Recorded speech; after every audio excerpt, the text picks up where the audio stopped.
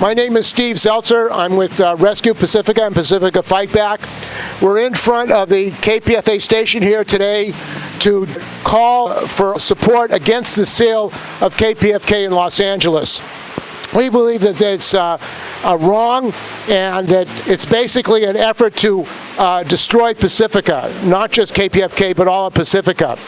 And the other issue we're here, among others, is against the bylaw revision by this present local station board. This local station board majority and the officers have changed the bylaws on the PNB. They support the change of the bylaws of the PNB, the Pacifica National Board, to allow for them to continue in their terms, even though under the bylaws that they have to leave after 6 years. So they've unilaterally changed the bylaws. We think it's outrageous, and there's a lawsuit that I and other people have filed to demand that they follow the bylaws. And why are they ignoring the bylaws? Because they want to stay in power to get rid of democratic governance, to get rid of elections for the local station board, and to have a top-down corporate structure. This is really a corporate takeover, and there are lawsuits that this group has filed. They're called nuisance lawsuits, corporate nuisance lawsuits, that have cost the foundation hundreds of thousands of dollars. In fact, that's when I first joined the board, they spent hours talking about how to sue Pacifica. Is this the leadership that Pacifica needs or KPFA needs?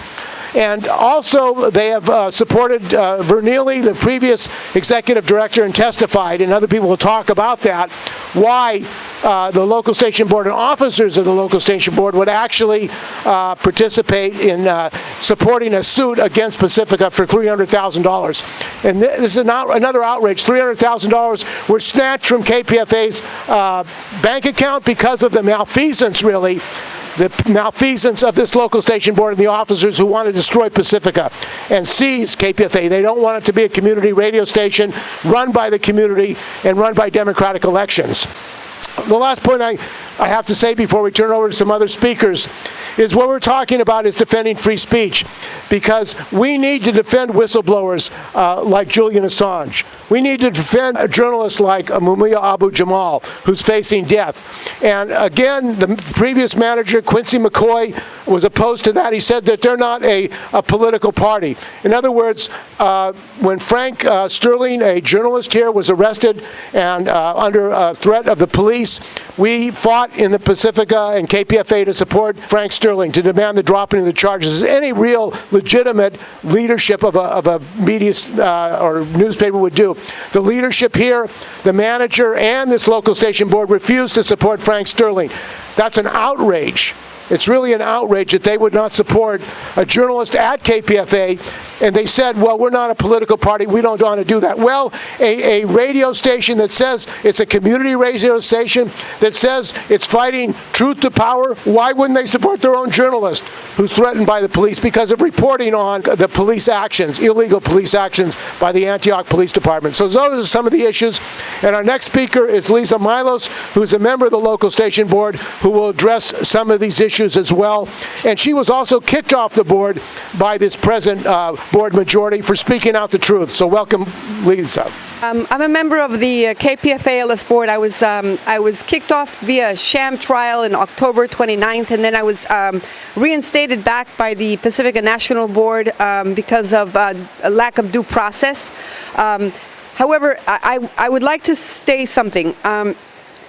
KPFA listeners, unfortunately, have been bombarded for a long time with anti-Pacifica Foundation attacks from KPFA and the people that are running KPFA, the KPFA LSB. And unfortunately, a lot of the issues that have to do with the financial crisis go back a long ways. It's not as if it's just the Pacifica National Board's fault. It is problems of mismanagement, that's true. However, the role that KPFA, which is supposed to be a progressive left-wing station, the role that they have played to attack Pacifica and attack the assets of Pacifica have been very nefarious. In fact, one of the members of the LSB, she filed a petition with the Federal Communications Commission to deny the license of, to deny the broadcast license of WBAI, our sister station. In fact, the role that KPFA played in the attack against WBAI was very serious. The previous executive director of Pacifica, John Vernille, made a decision without the board's knowledge or consent to close down WBAI. They literally closed it down. It was a lockout, a management lockout. And KPFA literally became a scab station by airing broadcasting from Pacifica across America, which was actually owned by or headed by the GM of, at the time, of KPFA. Also, KPFA sent money, $80,000 wired to Foster and Garvey, the lawyers who were defending those who had locked out and closed down illegally WBAI. Those issues have to come to light. Also, more recently, the same lawsuit that this previous executive director did against Pacifica was it was very problematic because he was wrongfully terminated, and the arbitrator did decide in the favor of Pacifica, but at the last minute he accepted a defamation lawsuit from John Vernille against Pacifica based on what somebody said on WBAI, which was also out of the arbiter's purview to even receive that complaint. And 3 members of KPFA, 2 of whom were members of the LSB, local station board, and one was the general manager at the time, voluntarily testified in the court against Pacifica, which ended up with the award of $300,000. So anytime KPFA is sending you emails, or the LSB is sending you emails telling you that they need money because their money was taken away from their accounts because of big bad Pacifica, you should ask them why they voluntarily testified in favor of the person who was against Pacifica. The KPFA LSB has violated many bylaws, including the duty of loyalty in regards to filling out the petition to deny WBAI its license, which could mean a $20 million loss in assets. And also, they did not conduct the elections for the Community Advisory Board using the single transferable voting system. There's been no repercussions for sending the money to the opposing party, no repercussions whatsoever for voluntarily testifying against Pacifica. And in fact, there has been the then director, one of the directors was caught lobbying people to try to get them to sign on to this petition. And KPFA actually passed a motion. The majority who is ruling KPFA LSB at this moment, who are the so-called protectors, they passed a motion in support of this FCC petition to deny. They had suffered no repercussion whatsoever. However, on October 20th, the PNB, the Pacifica National Board, because they had been hounded by lawsuit after lawsuit by people such as from the New Day and Pacifica Safety Net, whose president happens to be a member of the KPFA LSB. They've been hounded with lawsuit after lawsuit. They were basically threatened with a lawsuit if they did not allow the members of New Day whose time was up and in the different local stations board, their 6-year term limit. It says very clearly in the bylaws, in no event will there be more than 2 3-year consecutive terms, a 6-year consecutive term. In no event. That is pretty clear, and there's supposed to be like a 12-month reset between when people can come back to the different local station boards. What they did was they allowed them to extend themselves. They did not allow runner-ups, except for those whose term had ended, and except not the 6-year terms. They allowed runner-ups for everything except for the 6-year term now, people, and at the same time, they held PMB directors elections with the same people who would have been termed out and who would not have even been allowed to participate in any elections because they were already termed out. And so in effect, what they did was they created a practically identical board, and they ended up punishing KPFK, the station in Los Angeles, because they did not follow that. They followed the bylaws. They termed out the people who were termed out. They replaced those people with the runner-ups, because that's the system Pacifica has, a democratic system of single transferable voting. And what they did is the KPFK put their people there, the people who had been legally voted in through the single transferable voting system, ranked choice, but the PNB ended up removing those people, suspending members with no due process, and basically creating a situation where they handpicked their representatives who they accepted onto the PNB, violating the bylaws. And this is something that is basically an end run around the amendments that were defeated twice. The bylaws amendments were defeated twice.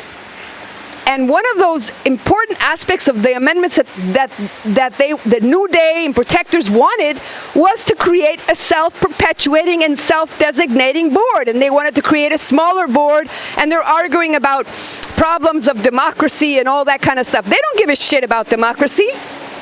They don't give a damn about democracy. If you want to know exactly who these people are, you listen to the KPFA LSB meetings, and you'll see the abuse of power that happens in the hands of us who are rescue in their hands, and the way that they attack us and they attack anybody who presents the narrative that is different than the one that they want to propagate. The KPFA LSB majority, unfortunately, has been behaving in an autocratic, anti-democratic way for quite some time, and we're here to let KPFA listeners know that, yes, we want you to donate to KPFA, the $25 yearly cost, so that you can maintain your membership, and we want you to vote in this next LSB elections. And if you're interested in bringing back democracy to Pacifica, we would like for you to come join us and run for LSB as well in the next elections. But at the same time, we want you to know who you're dealing with, and we're hoping that KPFA listeners do not vote for the protectors and do not vote for the New Day. That's what we're asking. And one of the issues that we're here for is we're standing in solidarity with KPFK, the Los Angeles station, whose property is going to be basically the building that houses the Pacifica Radio Archives and KPFK radio station is slated to be sold right from underneath the members without any kind of member participation or member input, which goes against the bylaws as well. So we're here to ask listeners to please pay attention to what's happening. Send an email to the PMB at pacifica.org and to join us. Thank you. We're here in a virtual deluge of water.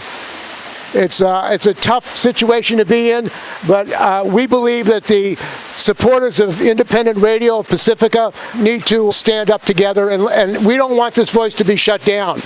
We don't want this voice to be shut down, because in this period, with the rise of fascism, with the xenophobia, racism, with the possibility of world war, we need to defend Pacifica. We need to defend KPFA. And unfortunately, part of the political problem with this, with the cabal really that are running KPFA, is that they support the Democratic Party. I mean, their politics are one of supporting the Democrats. They don't allow third parties to have a voice, peace and freedom and others. And we have to say that, look, KPFA has to be independent, and it has to be follow the bylaws and be a democratic institution. And that's really what's threatened by the the failure and the refusal to follow the bylaws. And the same people, as Lisa said, who wanted to eliminate really local station boards are the same people who have extended the bylaws so they don't have to leave as a result of the 6-year term. We think it's duplicitous, it's dishonest, and it's got to end. And the $300,000 judgment is another example of how they supported the people who want to wreck Pacifica. It's a wrecking operation. So the next speaker is Donna Carter, and she is also a member of the local station board and a nurse who's been struggling for health care and the defense of nurses at all debates. Welcome, Donna. Donna Carter, and I'm on the KPFA Local Station Board. My concern overall is the Pacifica network, a wonderful group of stations which have, there's nothing like it in the rest of the country. It's an opportunity for people, regular everyday people, to talk about their issues, and it's in danger of being destroyed.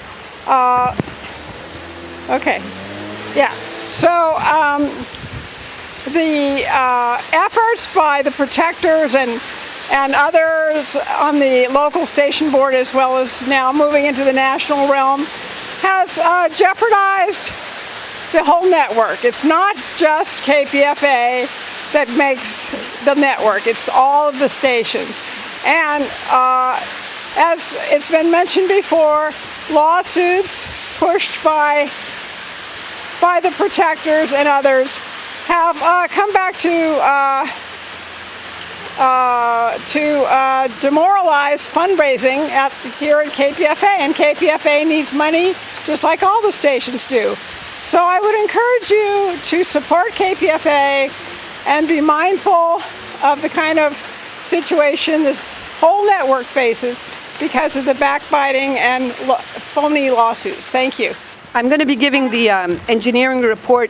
This is a report by the engineer of KPFK, who gave a very important report.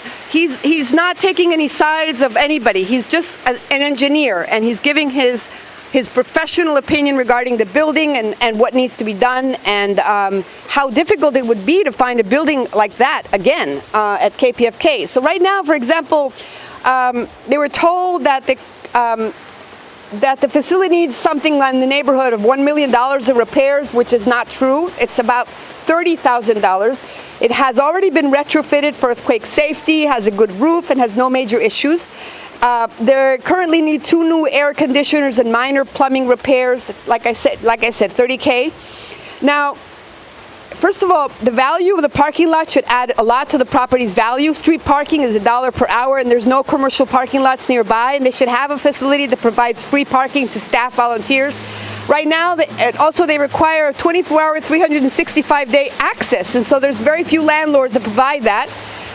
There's very good freeway access, subway and bus access. Can we find a new facility with all that?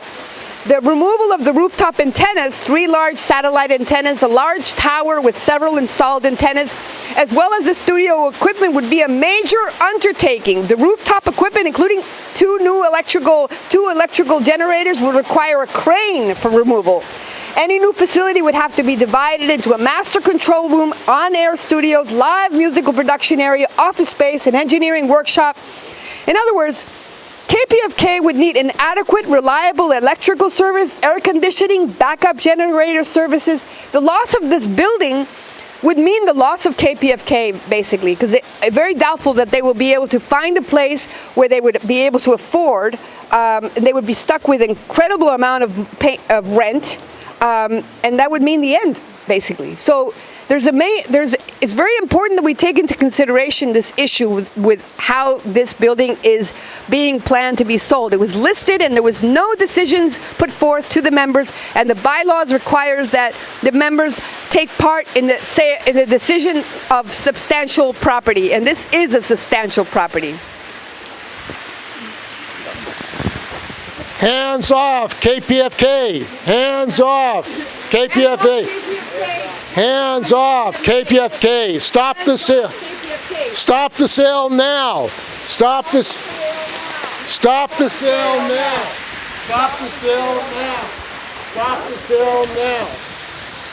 defend the bylaws and remove the 6-year termed out members and replace with runner-ups.